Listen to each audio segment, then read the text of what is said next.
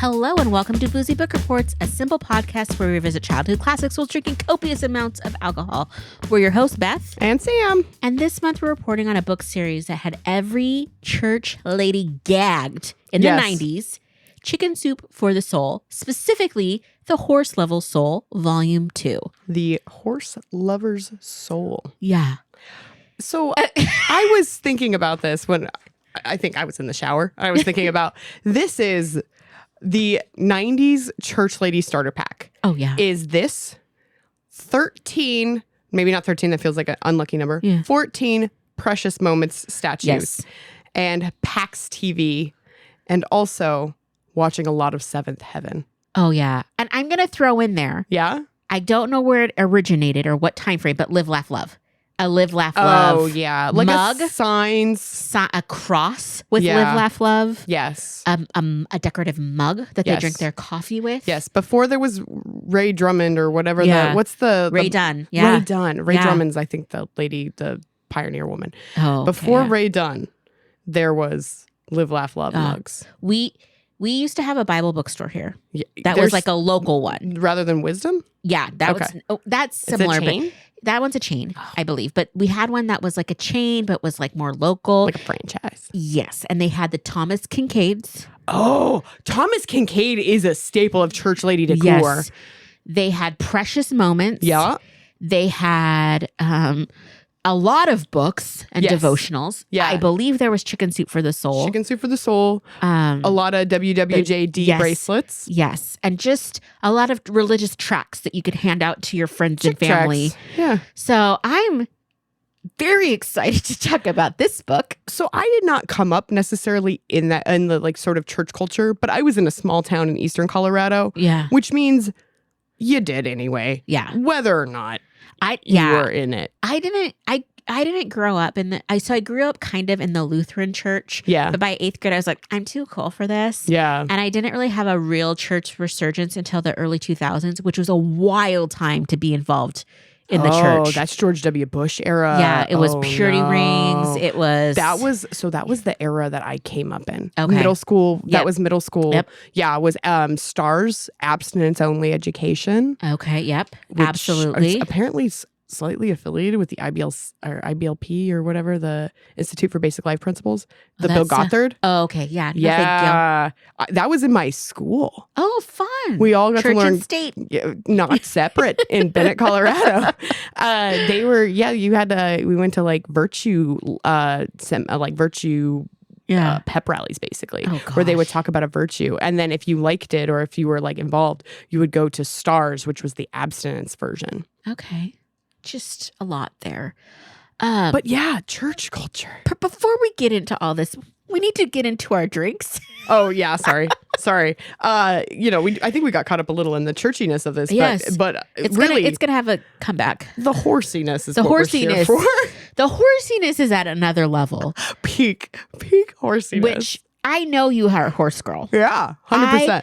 And we have had now. I think this is probably our 5th horse girl centric episode. Yeah, so I'm going to say that actually influenced the drinks because we've made a lot of horse drinks. Yes. And I'd already done a horse neck and a white stallion, all these things. So today I took a different path. Also, full disclosure, this is our second recording of the day. So we took a softer path. Yes. So the first thing we have is a sarsaparilla, which is non-alcoholic. And I don't actually know what sarsaparilla is. I have no idea. I think it's kind of like OG root beer, but I wanted to try it. So we're doing it. And it's like very like you roll into like a Western, saloon. right? And you get off your horse and you roll into the saloon and you order a sarsaparilla. I just have this vague memory of watching a Western where somebody like threw 2 bits down and the bartender slid them a drink. That was this kind of thing. Sarsaparilla. Okay. Kevin's cousin once did ask for it at a backwoods bar in Wisconsin. Okay. Did they have it? No, ma'am. They were like, we've got a Jaeger on tap. How's that? Okay. We're like, yeah, sure, we'll take that. That's good. Okay. Sarsaparilla. It smells root beerish. It's like root beer. I think that's kind of what it is. Oh.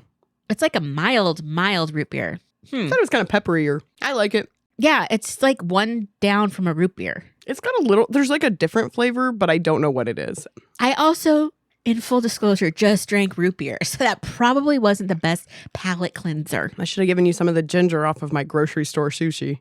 Okay. I'm not mad at it. It's refreshing. It's good. Yeah, if somebody was like, I have a proper sarsaparilla, I would get it. I would take it. Yeah. Okay. Not bad. This next one I'm not happy about. I know. You're really upset. You were upset when I cracked the shaker tin and you went, ooh. Yeah. I need say why. Okay. What's in this? This is the horse girl. This is the horse girl shot. This is our shot that we are. This is the horse girl shot. So there's some Bailey's Irish cream, a little creamy start. There's butter shots or butterscotch schnapps because I had a Welsh pony named Butterscotch growing up. And that smell nearly made Beth gag. Apparently, she does not like the smell of butterscotch. I'll tell you why in a minute. Okay. And then the last thing we have is some Frangelico. It's a hazelnut liqueur because, like me, many horse girls are a little nutty. Yeah. So excited about this. It smells so butterscotchy. Oh, I love it. Absolutely not. I love every moment of that. Absolutely. I mean, okay, let me say this. Oh, that's it tastes so good, but I can't with the butterscotch. Why? The year was 1989, ish. Yeah. I was coming back from my grandmother's house, and my mom was driving in. She had to stop at the grocery store. My grandma had given us a giant bag of butterscotch chips for cookies and stuff that she wasn't going to use. Yeah. And they left me in the car unattended to. Yes. For what seemed like hours at the grocery store, right? I'm sitting in the car. The bag is next to me, and I just start eating butterscotch chips and eating them and eating them and eating them and eating them in a hot car. Because it was the 80s and parents did not care. They're like, we cracked the window. It's fine. It's fine. It's a nice spring day. It's in the 80s. If you get hot, you'll open the door. It's fine. And I just remembered the bag was getting melty and I'm still eating them. And then we drove home and it just I never get car sick, but it was bumpy and I just felt. Did you throw up? I did not, but it was basically I did. It was just butterscotch was in every pore. And so really since then, I have not been able to comfortably have butterscotch. I love butterscotch. When we were kids, yeah, I was tasked with making oatmeal scotchies, which are butterscotch oatmeal cookies. And my sister and I were supposed to make them for my Destination Imagination, my nerd troop. Okay, we did theatery kind of things and built some shit. That's where I learned to use a skill saw in 6th grade. So we were supposed to make these oatmeal scotchies, and we basically ate all the chips out of the dough. Oh my gosh! And we didn't think we'd eaten so many out, but we had. And the next day, we're at my DI practice. My mom is our coach. And she's eating one of the cookies, and she looks over at me and goes, "Where are the chips?" And I was "There's chips. You can see, And she's like, they melted in. Yeah. Oh, she was livid. She was so mad at me in the car. It was just so embarrassing. There were no butterscotch chips in the oatmeal scotchies. You and your sister ate them all. We did. We really did eat them all out. That's out amazing. of this raw ass dough. I don't know how we didn't throw up. So good. So we both had different responses, but we have done the same thing. Yeah. I mean, I think it's a rite of passage to overeat some kind of chip once in your life, right? Yes, whether it be a potato or a chocolate or yeah. I also have eaten a lot of cheese in my life. Oh, yes. Yeah. At one time, yeah. One time my mom just gave me, she thought it would cure me if I overate the cheese, which is, again, just excellent parenting. Mom of the year. It didn't. And I still will overeat cheese. Yeah. In fact, we have started repurposing that "can I pet that dog" meme as "can I eat that brie" in my house. So anywho, keep going. Okay, so I have some tidbits because I know you love a tidbit. I love a tidbit. So this series was started by two men, motivational speakers. Yes. That collected stories from a lot of times when they were going out and hearing from the peoples. And so they heard a lot from their audience members. And so many of those, the original stories came from audience members. Yes. There was 101 books in the original series. Oh my God. Oh, it gets better. Some of my favorite titles were American Idol. So Chicken Soup for the American Idol soul. Wait, like Clay Aiken? Yeah. Beach Lovers. Empty Nesters, I can't believe my cat did that. Chicken soup for the I can't believe. Okay. Menopause. Okay. NASCAR. Okay. Scrapbookers. And ocean lovers. The scrap, like, how are the beach goers and the ocean lovers? I guess boats and hoes. I don't know. I don't know. But the scrapbookers is oddly specific. There's even more odd. Like, there were some too that were like chicken soup for the mothers who love their sons' hearts, and I'm just like, oh, this is giving mom boy energy. Mom boy. Boy mom. Yeah. Yes. Sorry. No, I think we should call them butterscotch schnapps is a Can we please call them mom boys? Mom from boys. now on? But just as a FYI, as of 2023, there have been 321 publications. And basically, Any winners in that list? I mean, I think we covered some of them. A lot of them are like repeats and like version 3 or volume like 4. For the teen, for the this teen, for the that, like 16 issues. Fun fact though, just this year in April, they declared over $600 million loss and are filing bankruptcy. So are they full? Oh, they don't need any more soup? No more souls. No more soul soup. No more soul soup. So no more soul soup. So I don't know. All I know is that I have very vivid memories of these books. I'm pretty not sure of reading them. Only of them being in doctor's offices, toilets, and my grandma's house kind of thing. I feel like I had one copy of one that was like effectively like chicken soup for the abstinent teens. Sold again from this crowd. And they were. I think I had like one of the Christian Teen or something like that. That was like given to me by my neighbor when I made mention that like Buddhism might be cool. Like she like picked up on the chicken soup is the way. Yeah, and she was like, we shall fix this with some Left Behind and this. Oh my gosh, which we need to add that to our reading list. I read all of them. Me too. I was real into it. So was I. The worst ways. I never watched the Kirk Cameron movies, though. I did. Did you? I watched the first one and I bought it on DVD and I watched it all the time. Maybe that's what we should. We should film a response to. Yes. Yeah. Okay. I need you to read the back of the book, though. It's a long back of the book, so I'm going to be a little juicy. Yes. You know you're a horse lover when your paycheck barely covers your food bill, but all your horses eat premium foods. All the other girls were designing their dream home, but you were designing your dream barn. After this, do I get to go through the ones I identify with? Yes, okay. Please. You call the vet when your horse just looks cross-eyed, but a family member has to be on their deathbed before you take them to see the doctor.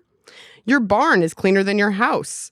You're better at braiding your horse's tail than your daughter's hair. You've stopped at more stables than museums while on vacation. You cringe at paying $5 for lunch, but don't blink at spending 20 or 30 on a riding lesson. You can't eat a carrot or apple without feeling guilty about not sharing it with your horse. Your significant other says, "It's me or the horses," and you hesitate. And you pay more to board your horses than you do for a hotel room. Well, that was a whole lot of special. Yeah. So the dream barn, 100%. When I was like looking through Western Horsemen when I was a kid, or when we'd go to National Western Stock Show. So in Colorado, there's this big event in the winter called National Western Stock Show. A lot of people sell their horses or show their horses, and there's like a big rodeo and everything. And there's some concerts and things. It's just like a big winter fair, basically. It's huge. And my grandparents used to sell their their colts and stuff there.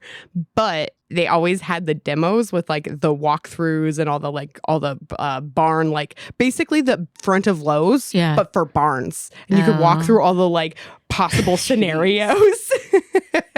So painful. I loved it so much. Oh my gosh. Well, I have to say, this was a very fun experience because I have no horse girl energy. Yes. Like, we've established that I've ridden a horse 5 times in my life, maybe 3 of which were not great. Horse girl energy is a vibe, though. It's not necessarily about having ridden a horse. It is about an obsession, potentially, with a horse. Yeah. I saw this chick on TikTok. Yeah. And she collects those horse figurines, the plastic ones that the look briar ones. They're not plastic. They're like resin. They're really nice. Okay. To me, they're okay. Yep. The resin ones. Or they're like it's a polymer. They're much nicer than just plastic. Okay. I had some. Okay. They're real nice and they're real so damn painful. expensive. But she had a wall of them. Like, it was incredible, but also like that's an energy I don't own. I showed you my grandma's house, right? Yeah. When we helped move her to her nursing home. You kept shooting me pictures. Everything was horsies. Because it was all horse figurines. Yes. Do you know where I got my love of this? I get it. I'm not hating. It was either a picture of a horse or of John Wayne. That's like what existed in my grandma's house. Both. Also several roosters. Well, I need to read the dedication to this book. Oh, because yeah, it says, gold. We dedicate this book to all the horse lovers, especially women, who nurture, protect, and love their, equine? How do you say it? Equine? What? Equine. Equine companion so deep. I've never in my life. Equine, but equine. I've never seen this word in my life. That's where equestrian comes from. That's like person who rides a horse. I know what an equestrian is. I've never seen this word in writing before. Equine, yeah. That just shows you the limits of my horse girl. Well, you weren't reading veterinarian textbooks as a kid. Now, were you? I was not. And now I've read way more about horses than I ever wanted to. So every time I think I am weird about this stuff, I just ask my friend AC, and she says I'm not because she did the same shit. And then You're not weird. No. I think it might just be that me and AC are weird together. No. I think that it's like being a horse girl is not necessarily unique. There's a million of them. No. You know what I mean? Like it's not weird. It's just like it's different when you're not around other horse girls. Yeah. So we did like say this at one point. We talked about there's always a horse girl. Sometimes they run in packs. Sometimes they don't. A herd. A herd of horse girls. But like you still find them when you're older. Yeah. And like that's like my friend AC and I are like we joke about like getting back to our roots, which is mostly just being horse girls. I mean, good on you. I remember the first time I saw a horse girl in the wild. Her name was Tammy. And we were hanging out. And by hanging out, I mean, I was at the recess yard with my friends. And she was galloping and and like, nay, with another girl. And followed by a... Yeah. Yes. And I was just aghast and in awe. And I see nothing wrong with taking it all in. And it was like it was one of those days too. It was in the morning. It was like a morning recess. So it's the sun is hitting her. When you are literally glistening in the sun. That is when you feel your oats, which is a horse reference. Yeah. I thought it was about oatmeal, but okay. So I'm going to be honest, I didn't read the entire book, but I did read selected stories. I also did this. I think we both, and somehow we picked different stories every time. Yes. Yes. And again, I forgot how Bible-y this was. Mine were not. Mine were. I just opened up to God's gift. But that wasn't one I read. The first one I read was called Abandoned Hay. And it just talks about this person that's like riding horses since they were 7. And they had like this horse person that was teaching them how to be a horse person. And they taught them how to swear. And yes, that actually is what I learned from my grandfathers, how to swear. They taught them how to smoke. With horses. But then I think maybe made them smoke a whole pack so that they got sick. And then they got a horse called Rain Devil. Mm-hmm. And I was just like, that's cool. Like, why? And then they're talking about how the horse had like, I don't know, they had the horse and it was kind of like a problem. And the guy went away to college and the person's still taking care of it. And it's becoming one of those horses that people train on. But when he comes home, the horse has a fungus on it. So he's like picking it off the horse. And I'm like, what the heck is happening? And then it just turns because then I think it's a woman actually. She's just like, yeah. And then when I was 19, I got MS.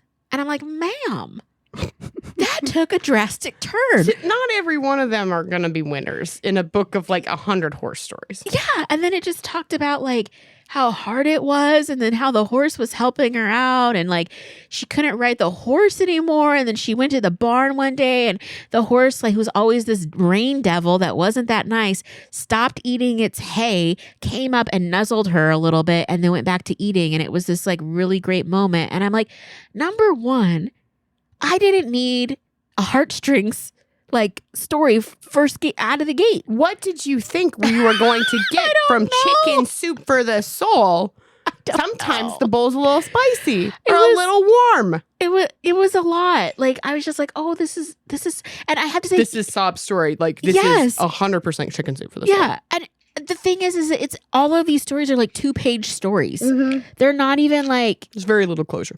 Nothing. And I'm like, do I need to Google this woman?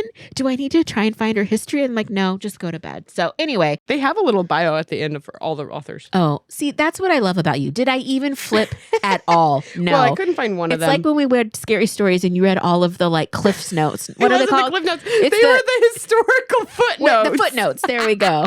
And I'm just like, cool. What did you read? Give me one. Well, I read? There were sections in this book, and so I tried to pick some from the different sections. Cracked me up too. I just need to share a championship and commitment. Horses as teachers, horses as healers, a special bond, just horsing around. Yeah. So I read The Little Clydesdale That Could, which was about, which I felt really related to. I felt like that's fun. It was about a Clydesdale who was too small to become like a show Clydesdale. So instead, the Clydesdale became a jumper and was actually like a champion jumper. That's kind of amazing because those horses. I know. Then I ended up on a YouTube spot, like rabbit hole of watching videos of people who had Clydesdales jump. And I was so into it last night. Oh my god! I just want to say I did zero research and follow up with this book. Like, no, not one spark of curiosity. All of our other books, usually I'll even be like, I'm going to go see what this author's doing now. Nothing. No. Nothing. I went deep. There was a couple like things I didn't recognize, and I like Googled everything and put definitions. But yeah, she like started with this horse Sally was like too small, but then she got quite famous for being very good at jumping, and so she was even on ESPN, and so she became like kind of a minor celebrity. And people would drive by and be like, "Oh my God, is that Sally, the jumping Clydesdale?" And then Sally once saved her from another horse. Like she was trying to train like a little smaller, like a gelding, and she was pregnant. And then the horse kicked her and knocked her out. And then Sally protected her. So there's a lot of these kinds of stories where like the horse protected or the horse like sensed something. Which, to be fair, I definitely very vividly remember a very important moment in my life where I was just sitting on the fence and my horse Joe came up and like rested his head against me and I just petted him and stuff. So, you know, it's like the cats. But horses are weird because they can be quite affectionate but they can also be like massive assholes. Yeah. He did also try to roll over with me on him. So like that kind of shit would happen. Because they're like, cats are a little like this too, compared to dogs. Horses are prey animals, and so you basically have to wreck their prey instinct to make them be like rideable and stuff. Yeah. But they still have that like jitteriness sometimes, and so that's like they're like kind of weird animals because they're always really are like they're either completely desensitized or they're like looking for whatever's going to try to eat them next. So and like dogs don't have that problem. Cats are kind of in between because they're both predator and prey. Yeah. But horses are definitely prey animals. So that like one of the stories I read was like talking about like putting up barbed wire, and my first thought was like no, not with a horse. They'll go straight through that and they'll wreck themselves. Yeah. And that's 100% what happened to this lady. But we can talk about that story later. But yeah, she like protected and then after the horse passed away, there was like a deer that came up to her house and she was like, "Oh, this is the spirit of Sally." How like when people's horses die, do you just bury them? No. What happens? Because they're huge. What do you do with it? So okay, this is like sorry. Correct me if I'm wrong. Warning. No, that is a little bit trigger warning. But like, correct me if I'm wrong. On the internet and please, all the vitriol. For all three of you that listen, Scott, please just stop bullying us. Start bullying us in the comments. Honestly, any publicity is good publicity. So you can't bury them in Colorado because they're so big and they can get in the water supply, and you have to bury them really deep. And so they have to be like taken away, basically. Like, and you have to have somebody haul them off. Do they like chop them up and burn them? I don't know exactly how they get rid of them there. They might. Well, there's also something, at least historically, called a killer sale, where you sell them basically to the dog food companies and things like that, because it is so expensive and it is so difficult to like dispose of them. But yeah, I guess that was like historically what happened. But I think they banned the killer sales a couple of years ago, and then they brought them back because like people were just turning out their horses. They're like old horses on like public land. And that's like even that's worse. Kind of like worse. And so it's complicated. But at risk of like angering anybody who's like, it's a complicated and difficult and nuanced issue of how do you get rid of a horse or how do you like dispose of a horse that is old or has died. I actually because horse meat's a delicacy some places. So I was actually someplace where you could have horse meat. Yeah. And the only thing that really stopped me was because they did it like not tuna tartar. Oh yeah, like it was like tartare. Raw. Yeah, it was tartar. Steak tartar. Yeah. But it looked like ground. Yeah. And then they had like an egg on it, and I was like, I don't do that. I don't eat raw meat. Well, I don't eat meat at all anymore. But at the time I was dabbling in meat, but I was like, I should probably do it for the experience. And then I was just like, I don't think I can because it's real raw. That was like one of the first Dutch words. I actually still know the word for horse. It's like pardon. It's PAARDEN. And they did sell it in the grocery store because they do sell horse there. But it was like the first Dutch word I learned was because I didn't want to eat it because it's sort of like cats, it's dogs. different. Yeah. And I know, I know there's lots of discussions about vegetarianism, veganism, ethics of eating animal. I grew up farm adjacent. So like we raised stuff that we ate all the time, but like cows are very different than the horses that are pets, which are not, they're not even there. They're like breeding stock, but they were like it was somehow like very different. It's different. It just depends on how you grew up and what your relationship is to the animal. Yeah, 100%. Like, we used to name the cows things like sirloin. Yeah. And then you don't obviously name your horse like steak tartare. Yeah. Your horse is named like Joe or Cameo or, Like I get it. Like I could never eat a lamb chop. Oh. You know what I mean? Yeah, I get it. I just couldn't because it's like I have a different relationship with a lamb. And by relationship, I mean, I just think they're cute. I've never actually like held a lamb or been around a lamb. I mean, there's it's a weird, it's sort of a weird arbitrary distinction because like I have held baby goats and we obviously butcher. You like to eat goat? And we butcher and process a goat every year with our friends. So I don't know. It's a weird distinction. Like horses, I think because I was a bit of a horse girl when I was growing up, it was like much more emotional. Mm-hmm. But yeah. Well, speaking of emotional, let's keep on horse and kind of on theme. I read a poem called "Horse Odors."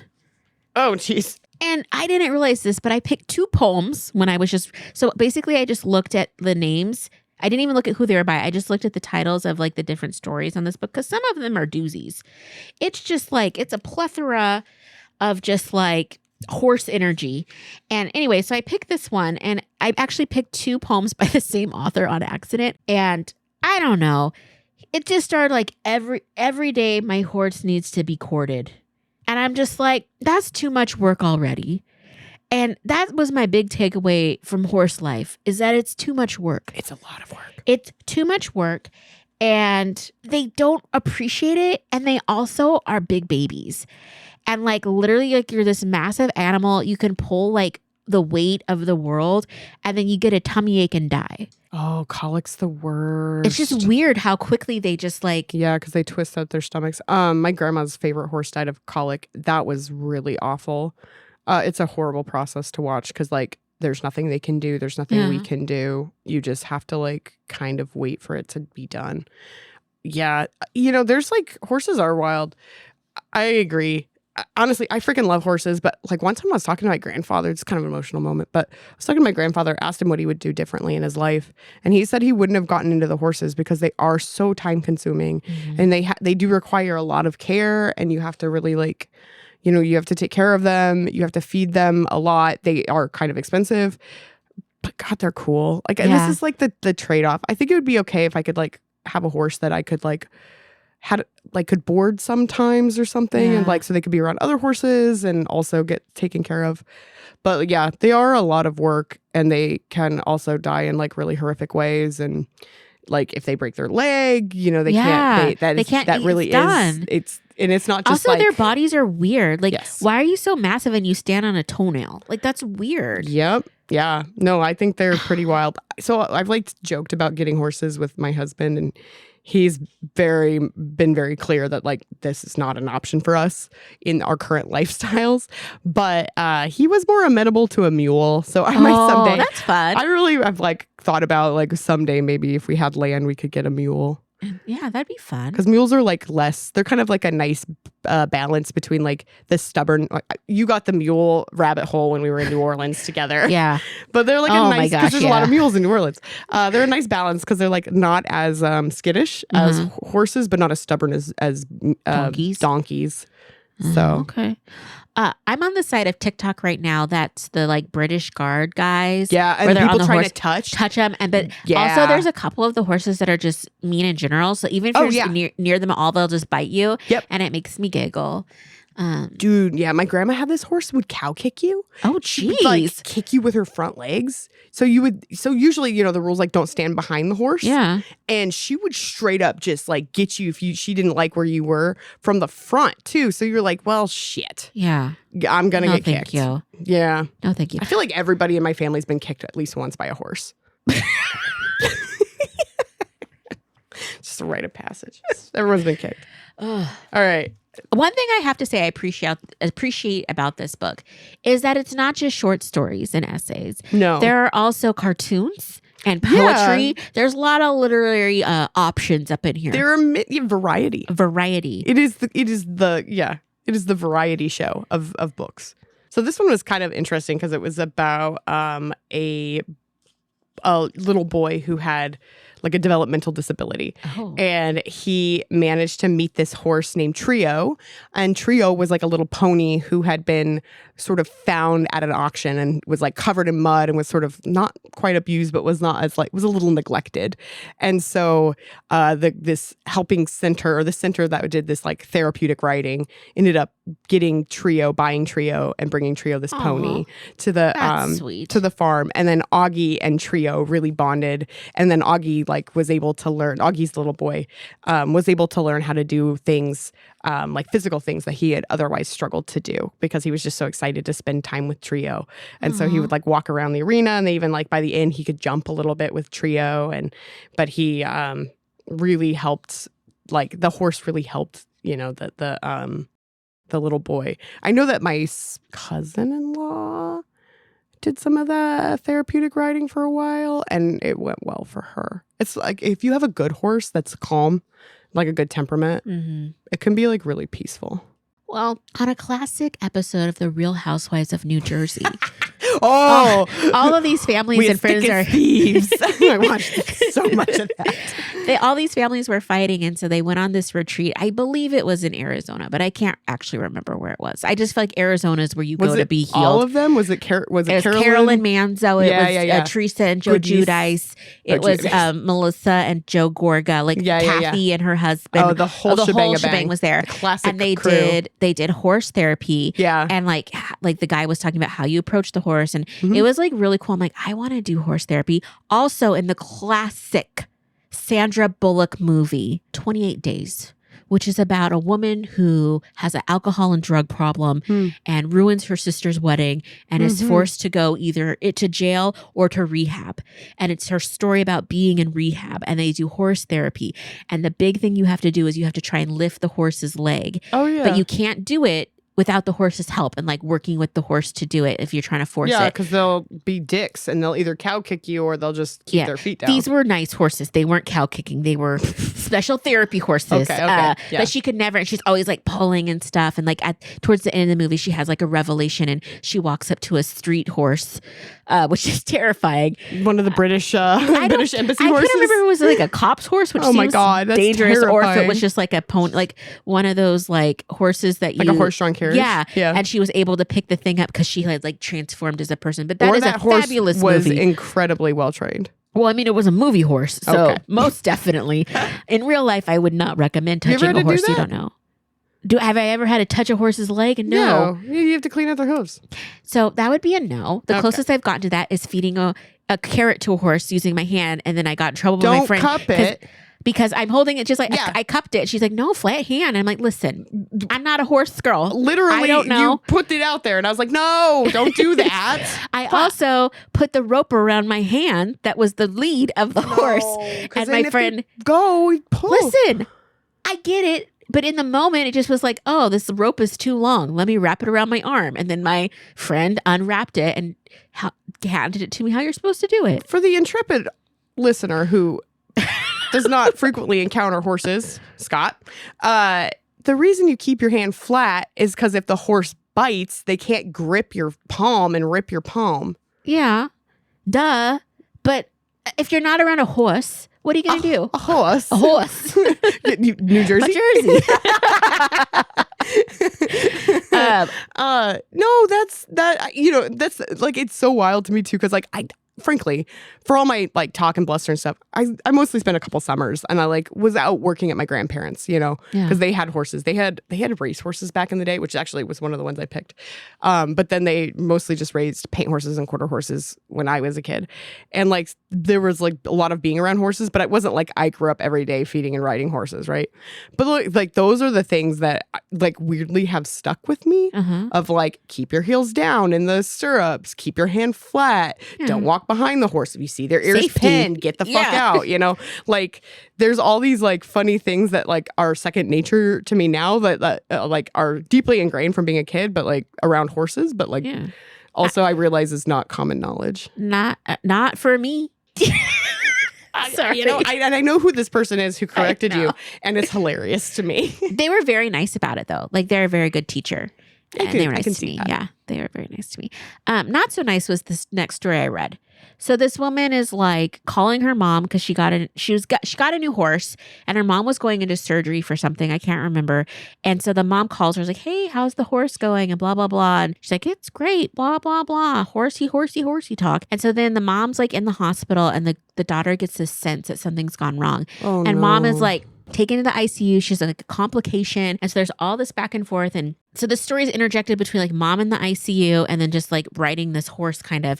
And literally like, they're like, brain damage has occurred in the mom. And then she's like, just talking about this process of being in this like horrible state and like being out in her pasture with her new horse, like just trying to like live life and like have peace. And it just keeps going back and forth until they're like, mom had a surgical accident and died. Never woke up. We took her to hospice and then she died. And I'm like, first of all, why am I picking every trauma story that's like horrific and sad and horsey? Like, why is this a thing? Secondly, I know that's life. And I don't know why Chicken Soup for the Soul is very like, they have a Chicken Soup for the Grieving Soul. I would hate to read it. Because if this is horsey soul, I don't even think I could take grievy soul. Yeah, I get it. Yeah, there's some definite like The Voice stories, right? Where it's like it's traumatic. It's just all traumatic it's trauma. Events. Yeah. Yeah, that's really sad. And also like rough plot. Seriously. And I just would have liked a trigger warning going into it. I don't want to read about, I feel bad for this woman. That's a horrible thing to have happen. And I'm glad she had gotten a horse to like take her mind off of it. And like, I can understand that. Like I've lost loved ones and it would have been nice to have like a new cat and just like something to focus my energy put your on. Love into. Yeah. But this was not it for this story. I was like, this is so painful.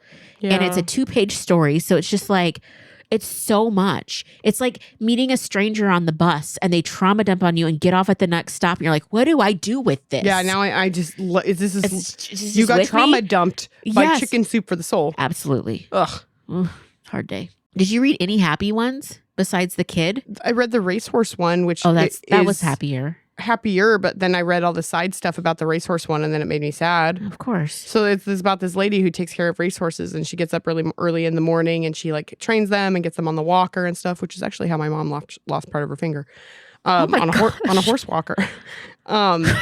Just farm stuff. So she talks about, like how nervous she is watching all her horses exercise because like at one point one of the horses just got over an injury and is out running and another horse almost runs into him, but like luckily like dodges at the last moment and both of the horses are okay. And she's just like, oh my God, that was just so scary. And then she talks about her other horse, Stormy, who's going to race that night. And she talks about spending time with the horse before and she knows the horse is like a little nervous. And the owners at the time, it's not her horse. She's like, I think just the caretaker. they want him to run in this like in these like high end races, but he's not really that good. But that doesn't mean he's not a good horse. And so she like spends all this time sort of like seeing the horse for who he is. Oh my gosh. And he does not win the race, and everybody keeps coming up with ideas. And her idea is like he's just not that fast. And so like but he's still good. He's still a good horse. So I think later in the after the like bio, I think she ends up buying the horse. But she was like, yeah, he looked good for the first half mile, and then he's like kind of died, and like you could tell that he had gotten hit by the whip to like try to get him to go faster. So she like gets him better, and she feels sad, but then she's like just happy that she gets to like take care of these horses and make their lives a little bit better. But there's like all these like weird things. Like she talks about the horse being on Lasix. So I looked it up, and apparently it's a thing that prevents bleeding in their lungs. Like if they run, have you ever run really hard and then you kind of taste that blood in your mouth? Absolutely not. Okay. Never once in my life have I bled from my lungs into my mouth. Sometimes it happens aspirated blood up and out. I don't think it came from my lungs, but like sometimes you get a little bloody taste in your mouth after you ran really hard. Your chest is a little burny when you come back from the winter, and it's is that like tasting pennies? Is that sensation? Yeah, kind of. Maybe. Yeah, it's that like metal taste in your mouth. Flashback to like race day on 5th grade. Yeah, exactly. So it's like to kind of prevent that in the horses, but it also is a diuretic because it helps them pee, so they lose weight. But then like a bunch of horses died, and apparently this is banned at most major tracks now. So this is definitely out of date. But yeah, there was like 3 horses that died at Santa Anita when we lived in California.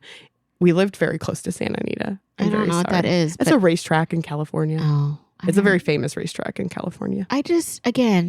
I don't feel like my soul is happy. I think that is, well, like, is this book made to make you feel so bad that your only choice is to turn to God?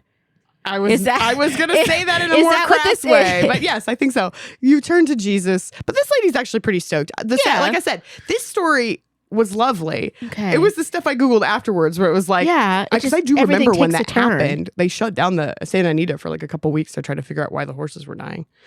Oh man. Anyway, I don't know what it is about this book, but I'm feeling very sad. Again, maybe we should do the grieving soul. Like it's just gonna be like, like just take it all the way there. Death is your new friend. I do want to say this because I'm not into horse culture that much. Yeah, I do like the Buckle Bunny song, and I do like cowboys. You did.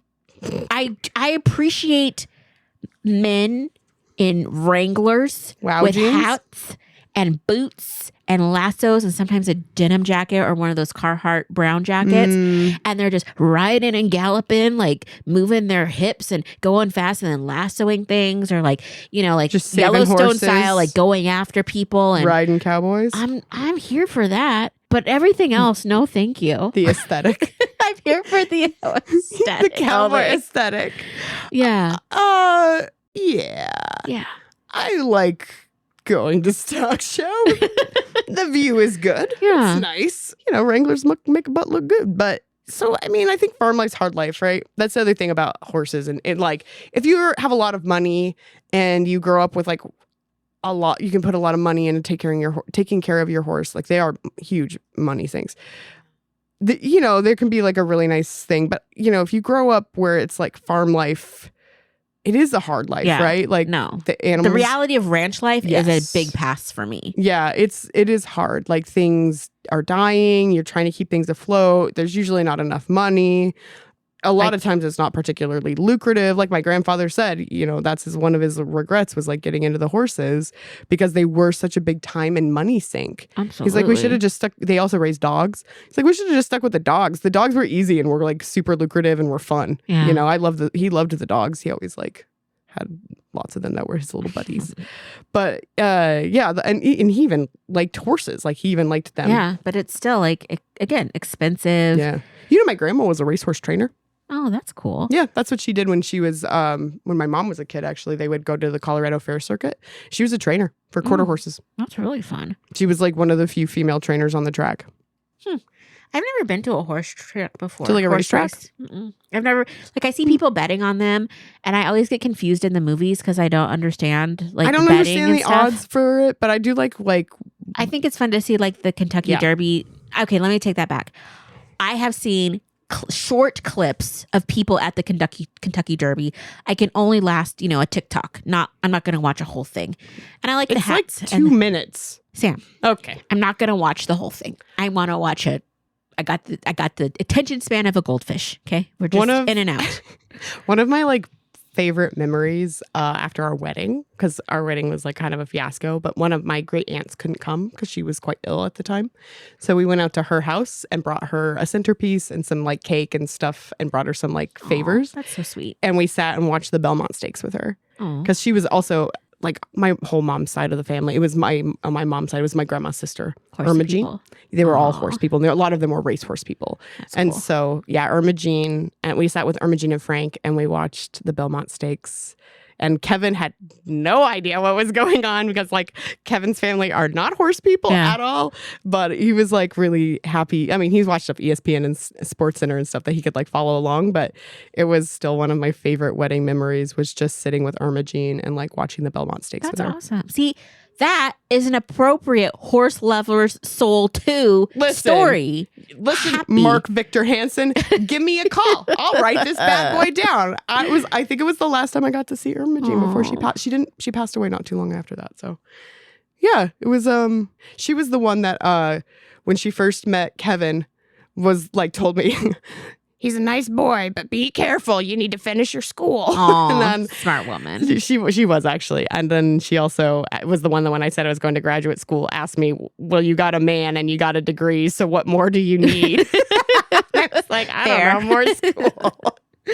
Fair. So, yeah, so I read the last one, which was called... Of the book? And the last story in the book. No. It was called Horse Mania and Incurable Affliction. This was like the description of horse girl energy.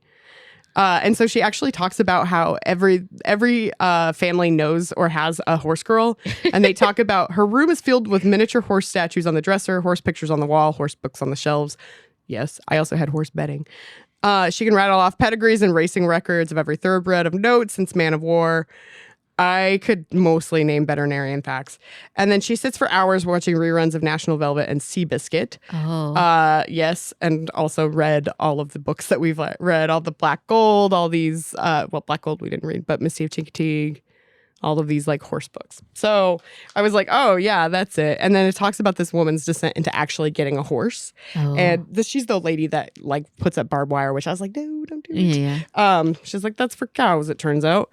But she talks about how you need to like familiarize, if you decide to get a horse, you need to familiarize with the language of horses. So they talk about gentle but spirited. You can get into the saddle before taking off at a dead run. Needs an experienced rider. You're lucky to get one foot in the stirrup before taking off at a dead run. Loads well. You won't have any trouble getting your horse into your trailer, but you may find him upside down by the time you get where you're going. And so it's like all these things about like show potential. In the ribbons, every time shown once, placed 6 out of 6. So like, all these things. And she goes through and talks about how she gets a horse, but then one horse becomes 2 horses because you want a horse to ride with your husband, and then you want a horse for your kids to ride. And so all of a sudden you have mini horses, and then you start making baby horses, and all of a sudden like your whole, she talks about like barbed wire is cheaper, but not when you factor in the vet bill that comes afterwards. So it's this woman like learning about becoming, being a horse rider. And then she starts showing horses and how like, at this point she sleeps in the barn when her mares are having their foals and stuff. And she regrets none of it. And so it's sort of, I think a little bit of a story of like a privileged person getting a horse, but also it's cute. She gets to live her dream. So. And that's all that's what this whole book should be about. That's a nice horse story. Like living your best life through your horse. Yes. I don't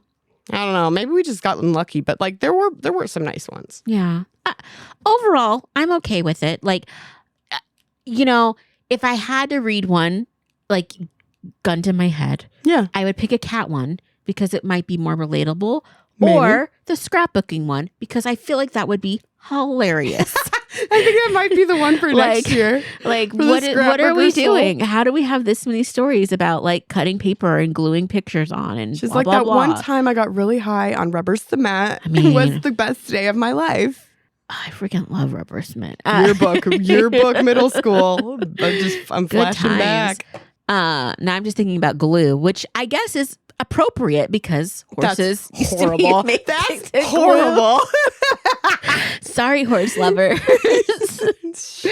Okay, I would say that this was like, I don't know, 2 yeehaws, like a sad, like a flat Eugene Levy yeehaws. Yeehaw. Like, I can't even do it. That's how monotone it is. Because it was just like, I can't even. I was really going to try and read the entire book. And then I started and I was like, I am not going to be able to read this whole book. It was a little bit flashbacky to like church culture for me. It was a little too close to home. My early 20s. Yeah. I would give it probably 7 out of 10 stirrups. Okay. So like that's not like bad. where you have like not full saddles going on. So kind of useless. It's like a C. That's good. I good. gave it a C. It was enjoyable for like some of the stories because like some of them were like a little bit like nostalgia for me of like, oh yeah, that's right. Or, oh, you know, I also got to do something kind of similar back in the day and that's kind of cool. But yeah, some of the like stories were real like sad and I was like, this is too much. I thought this was supposed to be a happy horse book. I wanted like uplifting. Yeah. Like, but it's fine. I'm glad we did it. I did learn a lot about horses, and I appreciate everybody's passion. I still love horses. Yeah. In a departure, we're taking it back to the 80s. Yeah. For our next book pick, which is The Face on the Milk Carton. Oh. So this was a pick that we've had for a couple years, but we're finally going to do it. Yeah. And enter that whole world of kidnapping. So lighthearted, fun. Yeah. There is a great Kelly Martin made-for-TV movie that came out. It's primarily why I wanted to read the book because I loved the movie so much growing up. She had a really bad either red-haired wig or dye job. So good times. This is not making our lives more positive, just for the record. It's not. No. Nope. No, some of our poetry shots are just going to be happy, joy coming up here. Yes, because I don't know if we can keep going down this train depressing. of depression. Alcohol is a depressant, and so are these books. If you're enjoying Boozy Book Reports and would like to support the show, you can share episodes with your friends and family, follow us on Instagram and TikTok at Boozy Book Reports, or leave us a positive review and rating. All of those things help us grow. Our theme music was created by the Finley Ghost. Check out their latest album now. Thank you and happy reading.